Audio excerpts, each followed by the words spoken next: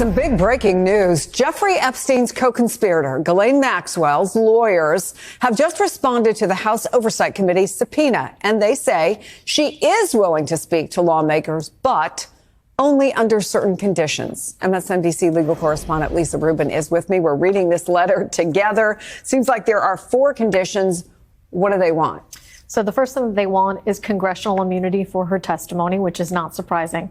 But some of the other things they want are maybe a little bit more surprising. They want all of the questions in advance so that she can adequately prepare for the interview and do a deep dive, they say, into the millions of pages of documents in their possession. They also say that she's not willing to testify, even with a grant of congressional immunity, Chris, until after her case is over. And that includes not only the Supreme Court's resolution of her petition for their review of the case, but also what she says is a forthcoming habeas petition. And let me just unpack that for you and our viewers. A habeas petition, as we know from the immigration context, is a petition to be released immediately from federal custody. It happens in immigration, but it also happens with people who are in prison.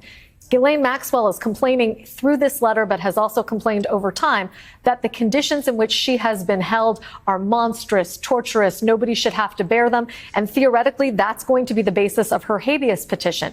When her lawyer says that they request that any appearance be scheduled only after the resolution of both of those things, I also want to point out that in the ordinary course, habeas petitions sometimes for individual prisoners can take years to resolve. So this is basically them saying to Congress, here are all of our conditions, including that you might have to wait a couple of years, or in the alternative, if we are granted or she is granted presidential clemency, we're happy to come before you. So that's the key. They lay out these different things that they want.